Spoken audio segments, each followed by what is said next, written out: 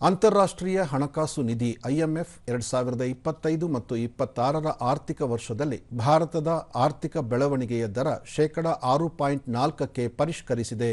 ಈ ವರ್ಷದ ಏಪ್ರಿಲ್ನ ವಿಶ್ವ ಆರ್ಥಿಕ ಮುನ್ನೋಟದಲ್ಲಿ ಐಎಂಎಫ್ ಭಾರತದ ಜಿಡಿಪಿ ಬೆಳವಣಿಗೆಯನ್ನು 2025ಕ್ಕೆ ಶೇಕಡ 6.2 ಮತ್ತು 2026ಕ್ಕೆ ಶೇಕಡ 6.3 ಎಂದು ಅಂದಾಜಿಸಿತ್ತು. ವಿಶ್ವದ ಅತ್ಯಂತ ವೇಗವಾಗಿ ಬೆಳೆಯುತ್ತಿರುವ ಪ್ರಮುಖ ಆರ್ಥಿಕತೆಯಾಗಿ ಭಾರತ ಬೆಳೆಯುತ್ತಿದೆ ಎಂದು ವರದಿ ತಿಳಿಸಿದೆ. ಹಣಕಾಸು ವರ್ಷದ ದತ್ತಾಂಶವನ್ನು ಆಧರಿಸಿ ಭಾರತದ ಬೆಳವಣಿಗೆಯ ಮುನ್ಸೂಚನೆಗಳು 2025ಕ್ಕೆ ಶೇಕಡ 6.7 ಮತ್ತು 2026ಕ್ಕೆ ಶೇಕಡ 6.4 ಎಂದು ಸಂಸ್ಥೆ ಗಮನಿಸಿದೆ. ಚೀನಾ 2025ರಲ್ಲಿ ಶೇಕಡ 4.8 ಮತ್ತು 2026ರಲ್ಲಿ ಶೇಕಡ 4.2ರಷ್ಟು ಬೆಳವಣಿಗೆ ಹೊಂದುವ ನಿರೀಕ್ಷೆ ಇದೆ.